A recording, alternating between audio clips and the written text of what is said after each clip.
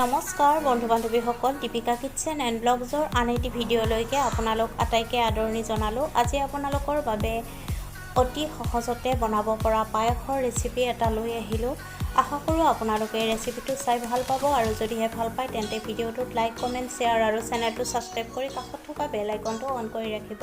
তেতিয়াহে মোৰ আহিবলগীয়া ভিডিঅ'ৰ ন'টিফিকেশ্যনবোৰ সৰ্বপ্ৰথমে পাব। তেন্তে আহকচোন ৰেচিপিটোৰ মাজলৈ আগবাঢ়োঁ।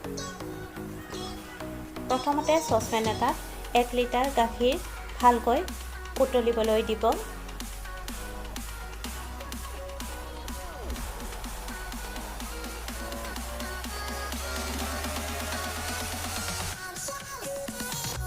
এতিয়া তাত তেজপাত দুখিলা দি দিব লাগিব আৰু তেজপাত দুখিলা দিয়াৰ পিছত ভালকৈ মিহলাই ল'ব লাগিব।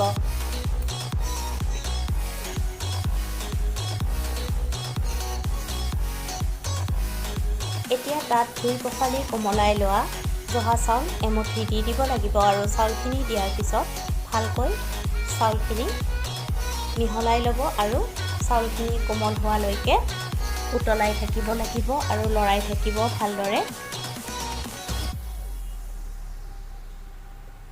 এতিয়া তাত মিহিকৈ কটা ড্ৰাই ফ্ৰুটছ দিব লাগিব।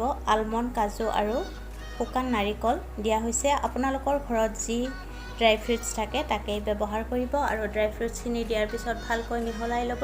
এতিয়া সোৱাদমতে চেনি দি দিব। চেনি মই কমকৈ ব্যৱহাৰ কৰিছোঁ, যিহেতুকে আমাৰ ঘৰত মিঠা পৰিমাণটো কমকৈ খোৱা হয়। আপোনালোকে যিমান মিঠা খাই ভাল পায় সেই অনুপাতে চেনি দিব। পায়সত সাধাৰণতে মিঠা অলপ বেছি হ'লে খাবলৈ ভাল লাগে।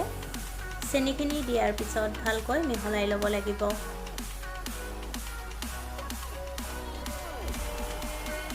ভালকৈ লৰাই থাকিব যাতে চাউলখিনি কোমল হৈ পৰে আৰু কাষত লাগি নধৰে। এতিয়া খুন্দি লোৱা ইলাচি কেইটামান দি দিব লাগিব।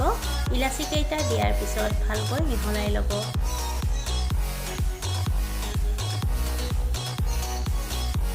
চাউলখিনি প্ৰায় কোমল হৈ আহিছে আৰু পায়সখিনিও ঘন হৈ আহিছে। এনেতেই গেছৰ জুই নুমুৱাই দিব। এয়া অতি সহজতে বনোৱা পায়সৰ ৰেচিপি ৰেডি হৈ গ'ল। এতিয়া আপোনালোকে ইয়াক পৰিৱেশন কৰক।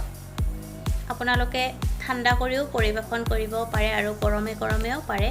এই ৰেচিপিটো চাই ভাল পালে লাইক, কমেণ্ট, শ্বেয়াৰ আৰু চেনেলটো ছাবস্ক্ৰাইব কৰিব। পুনৰ উপস্থিত হ'ম এটি নতুন ভিডিঅ'ৰ সৈতে। আজিলৈ আহিলোঁ। ধন্যবাদ।